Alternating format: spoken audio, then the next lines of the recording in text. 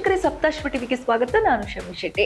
ಮಧ್ಯಪ್ರಾಚ್ಯದಲ್ಲಿ ನಡೆಯುತ್ತಿರುವ ಯುದ್ಧದ ಪರಿಣಾಮ ಭಾರತಕ್ಕೆ ಒಂದರ ಮೇಲೊಂದು ಸಮಸ್ಯೆಗಳು ಎದುರಾಗುತ್ತಿರುವುದು ಕಂಡುಬರುತ್ತಿದೆ.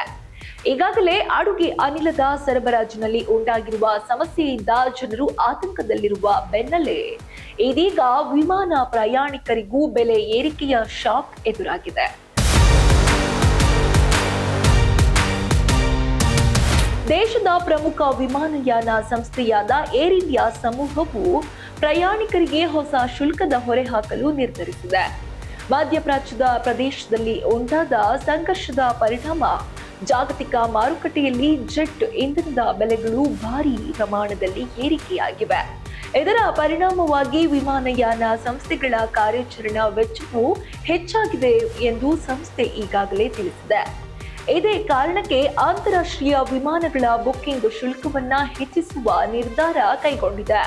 ಅದೇ ಸಮಯದಲ್ಲಿ ದೇಶೀಯ ವಿಮಾನ ಪ್ರಯಾಣಕ್ಕೂ ಹೆಚ್ಚುವರಿ ಇಂಧನ ಸರ್ಚಾರ್ಜ್ ವಿಧಿಸಲಾಗುತ್ತಿದೆ.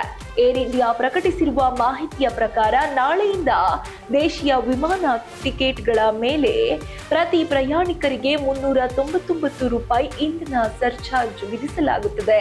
ಈ ನಿರ್ಧಾರದಿಂದ ಈಗಾಗಲೇ ದುಬಾರಿ ಟಿಕೆಟ್ಗಳಿಂದ ಕಂಗೆಟ್ಟಿರುವ ಪ್ರಯಾಣಿಕರಿಗೆ ಮತ್ತೊಂದು ಹೊರೆ ಹೆಚ್ಚಾಗಿದೆ.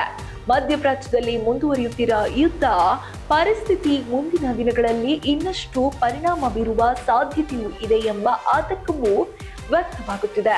ಇದರಿಂದಾಗಿ ವಿಮಾನ ಪ್ರಯಾಣದ ವೆಚ್ಚ ಮಾತ್ರವಲ್ಲದೆ ದೇಶದ ಆರ್ಥಿಕತೆ ಮತ್ತು ಸಾಮಾನ್ಯ ಜನರ ಜೀವನದ ಮೇಲೂ ಪರಿಣಾಮ ಬೀರುವ ಸಾಧ್ಯತೆ ಇದೆ.